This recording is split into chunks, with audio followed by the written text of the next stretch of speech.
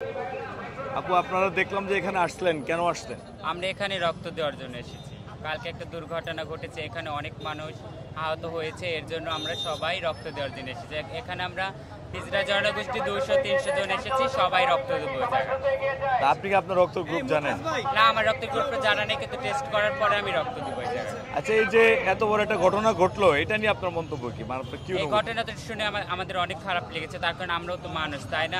মানুষের জন্য খারাপ লাগতেই পারে, আমাদেরও অনেক খারাপ লেগেছে। আমরা এটা দেখেছি নিউজে, তার জন্য আমরা এখানে আজকে ছুটে এসেছি সবাই রক্ত দেওয়ার জন্য। তো আপনারা যে এত মানুষ এখানে আসছেন, মানে আপনারা কি কোথা থেকে আসছেন আপনারা? আমরা ঢাকা মগবাজার থেকে এসেছি। মানে এখানে এখন বর্তমানে এখানে যারা আছেন সবাই ঢাকা মগবাজারে? হ্যাঁ হ্যাঁ, সবাই ঢাকা মগবাজারে। তো আপনি কি অন্তর্ভুক্ত করছেন?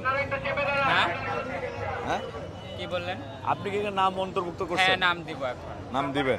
তো এই যে এরকম একটি কাজে আপনি নিজেকে অ্যাটেন্ড করতে পেরে আপনার কাছে কেমন লাগছে?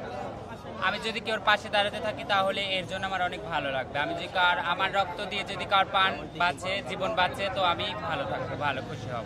তো ধরেন এই যে শিশুগুলো আহত অবস্থায় আছে, এদের চিকিৎসা নিয়ে আপনার কি মন্তব্য? এদের চিকিৎসায় আমরা এদের সাহায্য করবো এবং কি পাশে থাকবো, রক্ত দিয়ে পাশে থাকবো, যেখানে যা লাগবে আমরা এটাই পাশে থাকবো। মানে তাদের চিকিৎসাটা আসলে কি চাচ্ছেন? তাদের চিকিৎসা চাচ্ছি, জানি আমাদের মতো আবার ভালো হতে পারে, ভালো সুস্থ হতে পারে এবং কি আগের মতো জানি ফিরে যেতে পারে। ঠিক আছে, ধন্যবাদ।